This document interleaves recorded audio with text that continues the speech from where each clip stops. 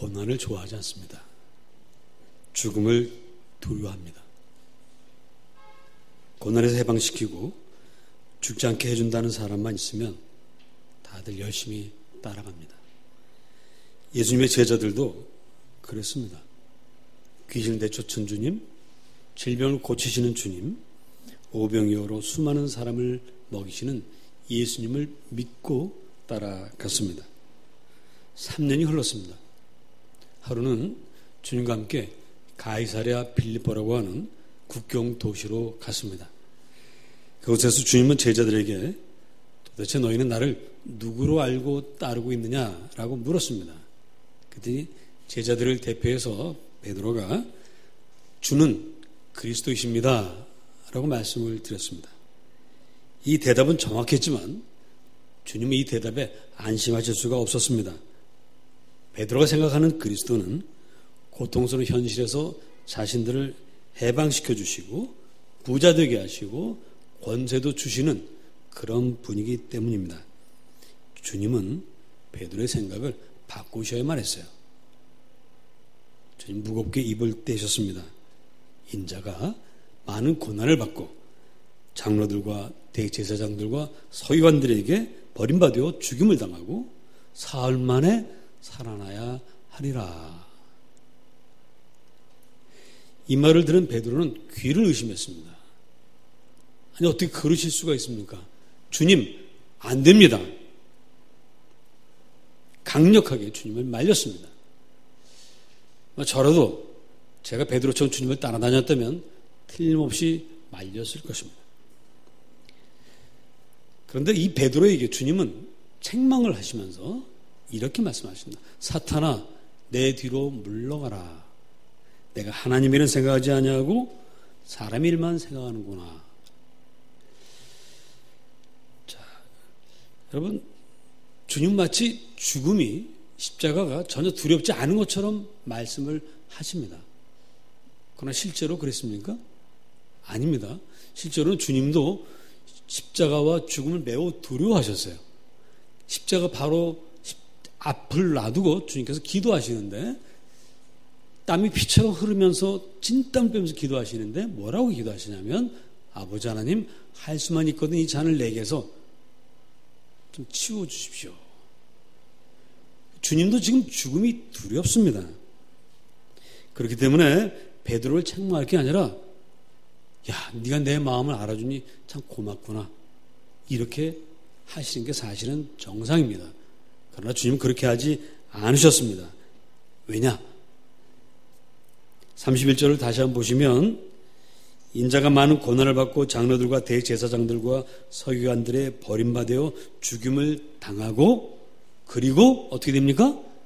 사흘 만에 살아나야 할 것을 주님은 죽는 것보다 사는 것에 더 중점을 두시면서 나는 살 것을 믿기 때문에 죽으러 간다 이렇게 생각하고 계시는 것입니다. 버림받고 죽음을 당하는 것은 끔찍한 일이지만 사흘 만에 살아나니까 사흘 만에 사는 그 기쁨은 그 죽음을 다 상쇄할 수 있어 이렇게 믿으시기 때문에 이렇게 하셨습니다. 부활은 예수님을 두려움에서 건져내셨습니다.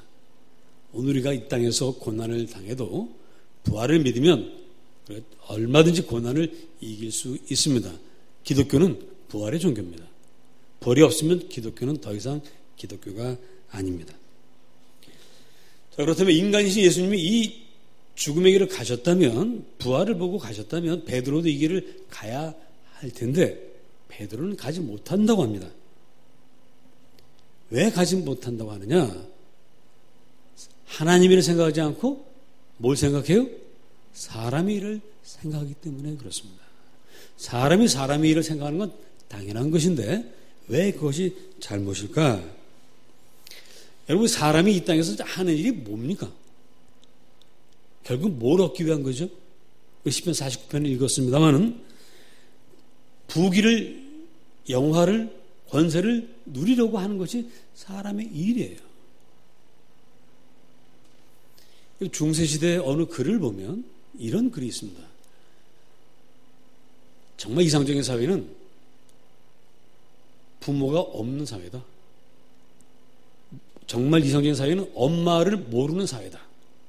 모두가 모두의 엄마가 되어주고 아버지가 되어주는 사회가 이상적인 사회다.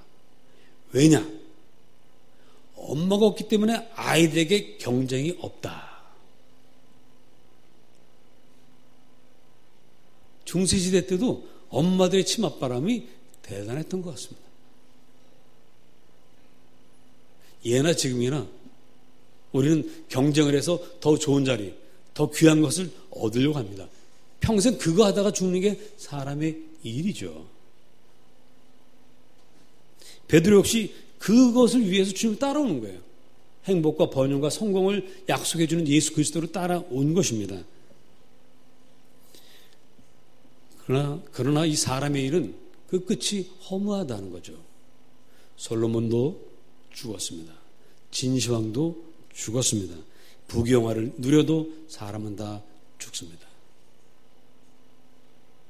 하나님은 생명이시지만 사람은 죽음을 위해서 또 태어납니다. 사람이 태어난다는 것은 무엇을 위해서 태어납니까? 죽기 위해서 태어납니다. 사람은 태어나는 날부터 죽음을 향해서 걸어가고 있습니다. 인생의 마지막은 뭐라고요? 무덤입니다.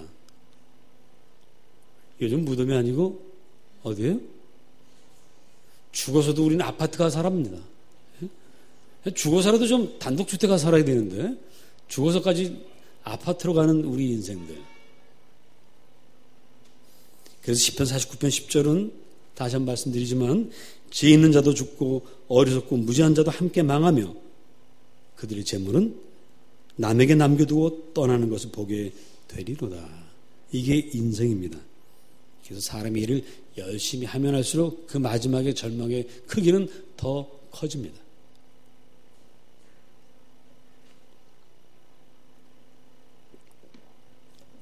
더 큰 문제는 죽음으로 끝나는 게 아니라는 거예요. 히브리서 9장 27절은 한 번 죽는 것은 사람에게 정하신 일이요 그 후에는 심판이 있다고 말씀하십니다. 모든 것이 죽음으로 끝난다고 세상 사람들 생각하지만 사실은 그게 아닙니다. 죽고 난 다음에 다 부활해요. 그래서 어떤 사람은 영원한 형벌을 받는 그 심판의 부활을 하고요. 어떤 사람은 주님과 함께 영생을 얻는 생명의 부활을 합니다. 이게 더 큰 문제예요. 주님은 이 사실을 아시기에 이 생명의 길을 가라고 하시려고 이 땅에 오신 거예요. 하나님의 그 귀한 자리를 버리고 인간이 된 것은 우리에게 생명의 길을 가라고 말씀하려고 오신 것입니다. 이것이 우리에게 복음이에요. 좀 이 사실을 증명하기 위해서 십자가를 지시는 겁니다. 그 사흘 만에 다시 살아남으로써 사람이 죽음으로 끝나는 것이 아니라 죽음 이후의 세계가 있다는 것을 보여주셔요.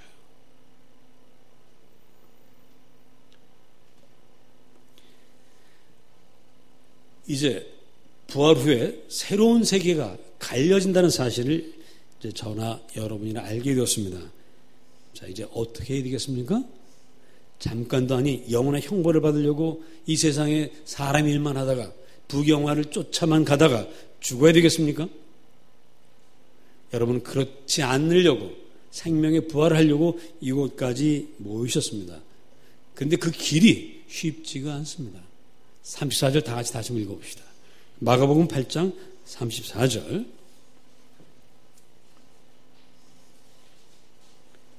시작.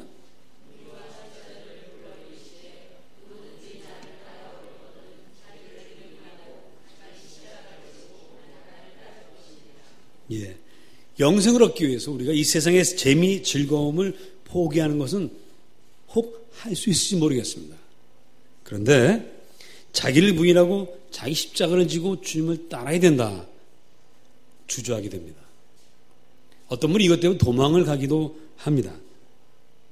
그러나 여기까지 오신 분들은 그러시면 안 됩니다. 왜? 그럼 형벌을 받기 때문에. 지난 화요일에 제가 광릉 수목원을 갔습니다. 광릉 수목원 그 사람이 다닐 수 있는 곳에 제일 꼭대기에 동물의 우리가 있더라고요. 그 우리 중에 호랑이 우리가 있어요. 1994년에 강택민 주석이 오면서 우리에게 호랑이 2마리, 백두산 호랑이 2마리를 선물했던 그 호랑이인데 걔네들은 다 죽고 다른 호랑이가 하나, 백두산 호랑이가 살고 있습니다. 저는 지금까지 동물원에서 멀리서 잠자는 호랑이, 하품하는 호랑이는 봤지만 돌아다니는 호랑이는 못 봤어요. 근데 바로 앞에서 이 우리가 바로 요 정도 되면 저하고 한 1.5m 정도 떨어진 데서 그 우리에서 호랑이가 막 돌아다니는데요. 얼마나 빨리 달리는지 호랑이가 달리니까 지축이 흔들리더라고요. 진짜. 쿵쿵 소리가 들려요. 샥 갔다 샥 갔다 이러고 다니는데 그 이제 호랑이 보러 가까이 갔던 사람들이 가까이 갔다가 호랑이가 저기서 이제 오는 걸 보고 야 재밌다는데 호랑이 바로 앞으로 휙 지나가니까 하고 뒤로 도망가더라고요. 저기 그분이 한 분 계십니다. 그런 분 중에 한 분이 저분이에요.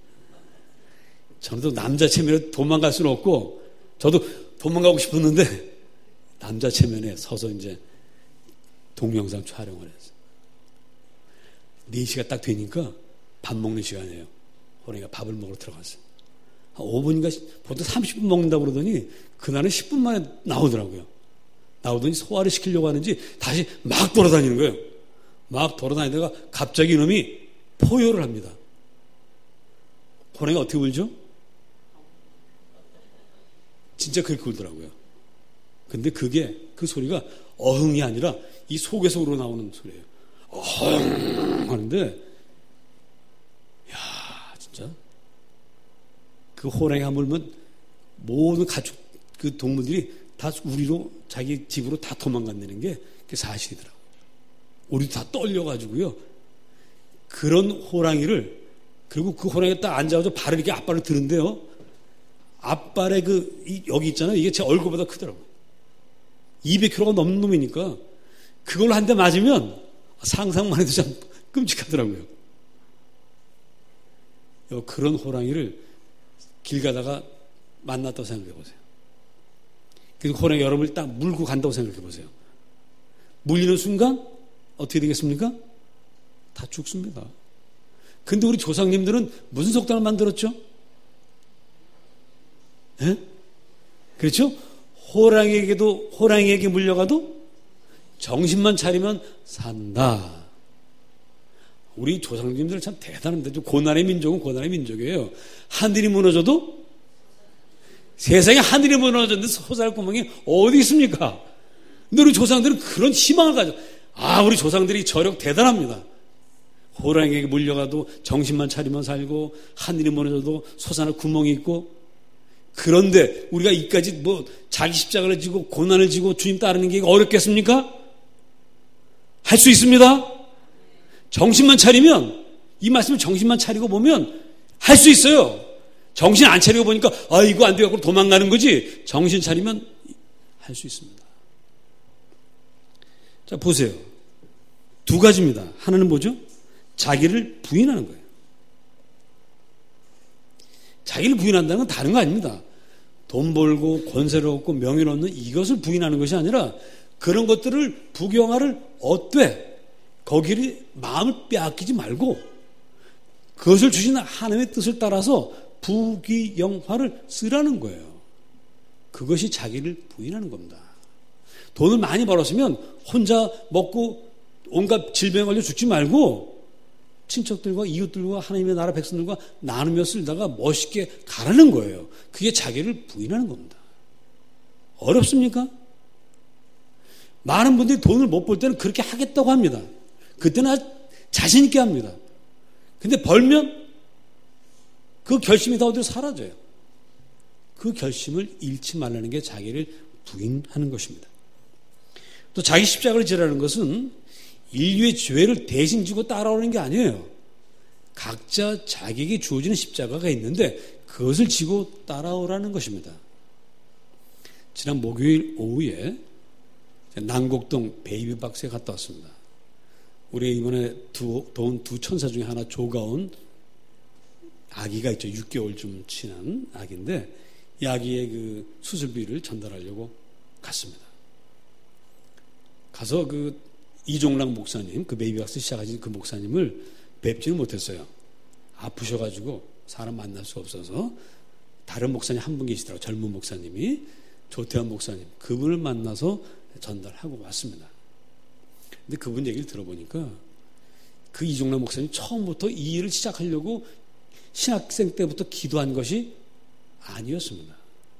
그분도 그냥 저처럼 평범한 목회를 할 뿐인데 이분이 이제 결혼해서 첫 아이를 낳았는데 아이가 혹을 달고 나왔어요.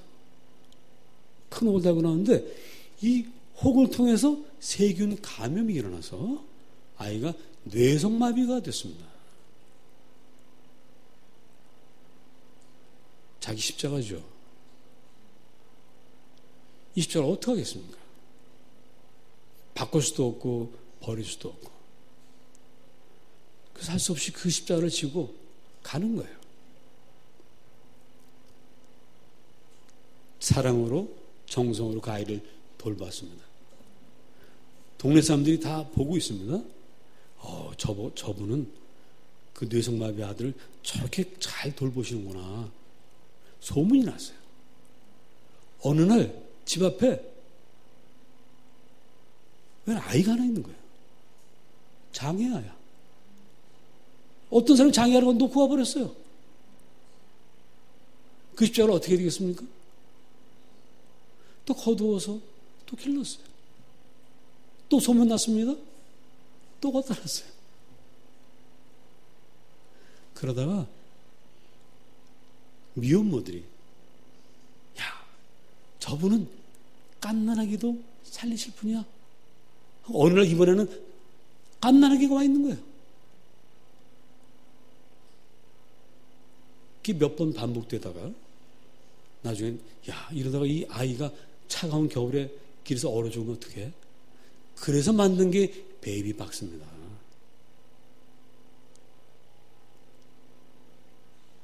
그게 지금은 완전 소문이 나서요. 작년 한 해 253명의 갓난아기가 베이비박스를 통해서 들어왔다는 거예요. 그래가지고 제가 간 날은 또 일본에서도 손님이 왔더라고요. 국제적으로 알려졌는데 지금은 제가 남곡동 베이비박스 그 집은 그 아이들을 받아들이고 그 엄마들 또 엄마들을 이제 놓고만 가려고 하는 엄마들을 붙잡아가지고 잘 설득을 해서 아이와 함께 기르도록 하려고 베이비박스 말고 또 다른 또 이렇게 명접하는 그 룸을 만들어 놨더라고요. 그 사람들을 한 3층 건물에서 좀 조그맣죠. 한 층마다 방 한 2개 정도 있는 그런 건물에서 그 아이들을 돌보고 있고요. 그리고 그 이제 한 해 250명이 들고 어떻게 다 돌보겠습니까? 그래서 금천에 빌딩을 하나 많은 걸 받아가지고 아주 큰 빌딩은 아닙니다만은 빌딩을 하나 이제 지어서 거기서 또 그런 사역들 또 여러 사역들을 지금 하고 있습니다. 그리고 이제는 혼자 지을 수 없으니까 저보다 나이가 30살 많으신 분이던데 젊은 목사님과 그리고 거기 베이박스에 상주 직원이 5명 그리고 이제 자원봉사자들이 와서 돌보고 있는 그런 일을 하고 있습니다. 십자가는 주님 내가 이 십자가 지고 가겠습니다 하는 것이 아니라 주님이 어느 날 맡기시는 것입니다. 그리고 그 십자가는 여러분들이 감당할 수 있기 때문에 주십니다. 감당치 못할 시험은 허락하지 않습니다. 여러분이 주어진 십자가 내 몫의 태인 십자가 주여 감사함으로 지겠습니다. 할렐루야. 그렇게 지고 가십시오. 예수를 믿건 믿지 않건 사람 누구나 다 고난을 겪고 있습니다. 내 고난은 이만큼 커 보이고 남의 고난은 이렇게 작아 보이지만 바꿔보세요. 주님 옛날 십자가 주세요 라고 여러분은 하실 겁니다. 지금 여러분이 지고 있는 십자가 좀 힘들고 어렵긴 하지만 기쁨으로 감당할 수 있기를 축복합니다.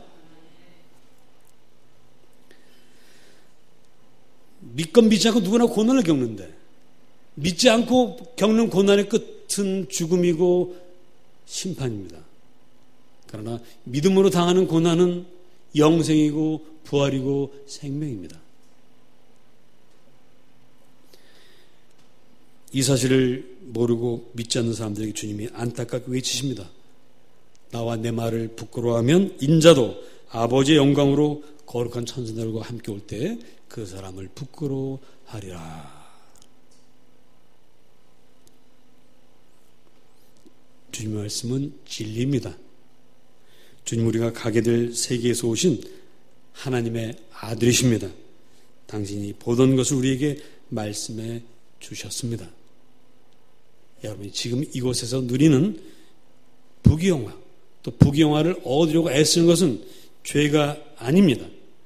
그러나 그것만을 소중하게 여기고 그것을 얻기 위해서 온갖 죄악을 저지르고 있다면 그것은 서서히 진행되는 자살입니다. 내 목숨을 잃어버리는 어리석은 짓입니다. 오늘 주님 말씀하십니다. 다 같이 따라하십니다. 사람이 온 천하를 얻고도 자기 목숨을 잃으면 무엇이 유익하겠느냐?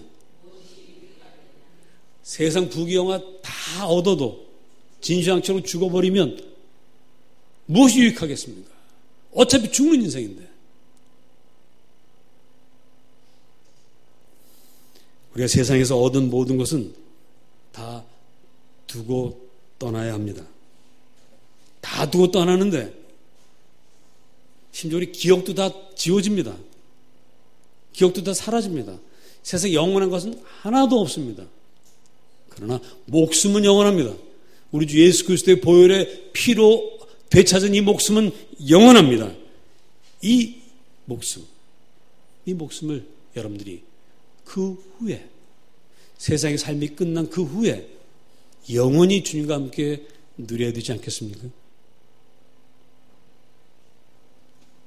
기도하겠습니다.